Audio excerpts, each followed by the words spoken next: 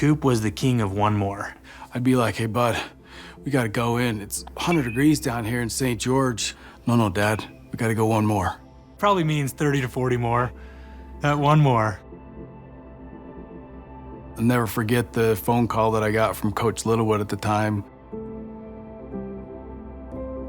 We were in our practice on a Monday afternoon, and eager freshman me decides to get up there, and I wanted to show off for the older guys, and I lay out on a ball that's up in the air instead of just letting it one hop, and tore my shoulder with it. Judd, our athletic trainer of the baseball team, took a look at him. They went and saw the doctor and an MRI and saw, hey, he's gonna need surgery to repair it, to repair his labrum. It's a shorter recovery because it was my non-throwing arm. Timeline was 4 to 6 months. Opening day was 3 months away. So I knew that I had a shot to get back and play. Coop goes through full rehab and works his butt off to get back on the field. Battled with a lot of other guys for playing time as a sophomore. We're getting ready for the season.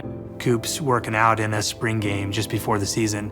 A line drive gets hit to me with top spin in left field, and Coop all out dives for the ball.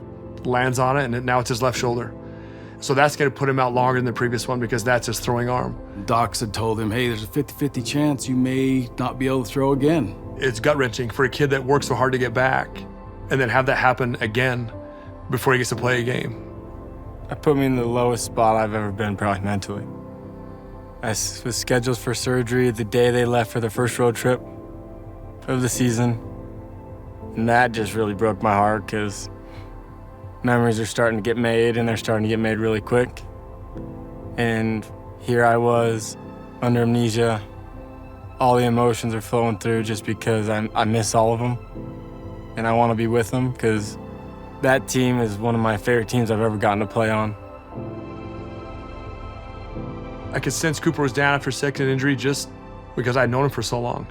And you see how kids come to the field every day. You learn a lot how, when kids come to the park, just how they're acting and who they are. And he didn't seem like himself.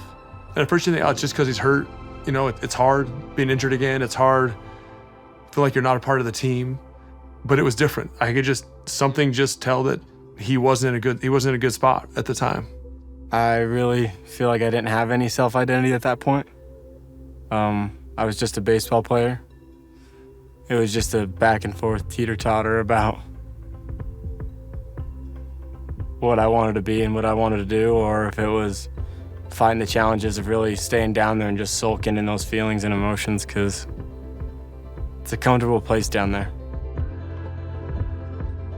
I got a phone call from my sister, and this was probably 2 or 3 months after Coop had gone through the second surgery. The phone call didn't share many details, just said, hey, Coop's going through a tough time. I heard it through the grapevine, and I want to know, what we can do to support him. My Uncle Wade, I get a text from him, and it says, hey, Coop, I just wanted to check in on you and let you know I'm thinking about you, and simple as that. Let's go grab dinner.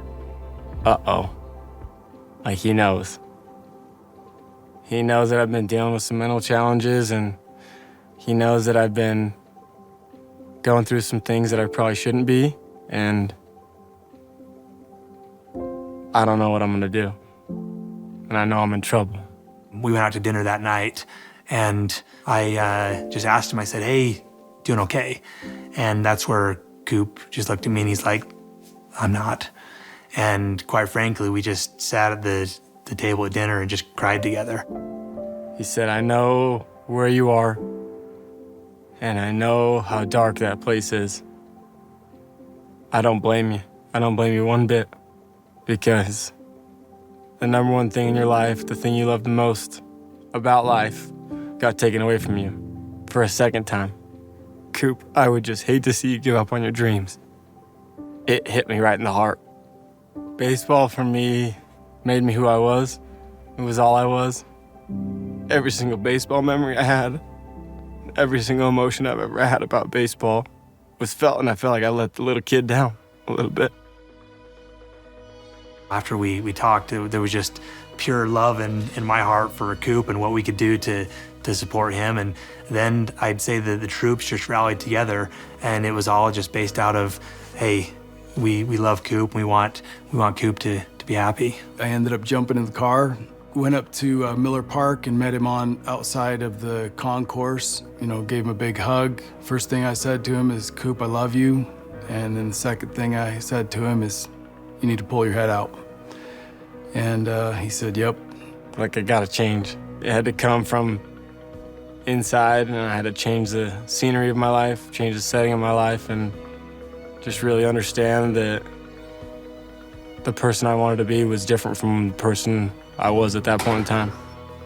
When I came up that next month, to see already how his countenance had changed. You could see it in his eyes, in his smile. I mean, I'll never forget seeing that smile for that first time. It was like a weight had been lifted off his shoulders, and it was amazing. He earned his spot back in the lineup. Nothing was given to him. He fought like crazy to come back from his injury, then he fought like crazy to be a really good player when he got his chance, where we couldn't take him out of the lineup anymore. Here goes Vest to left field. Can the wind help him? It's on its way. Gone! I think all of us love a good comeback story where somebody might be down, but they're never out. But that's our choice. I'm really happy for him that he was down, but, he's never punched his ticket and said, "Hey, I'm out." That he's been able to continue to fight through those injuries and, whatever else comes his way. Hopefully he'll take the same approach throughout the course of his life. The greatest takeaway I would say from all the lessons I've been through is just to be where your feet are and take every day as it is, because you're not gonna get another one of those days.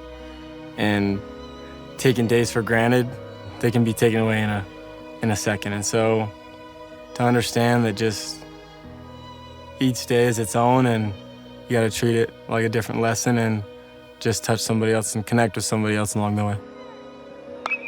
Center field. Vest hit it hard.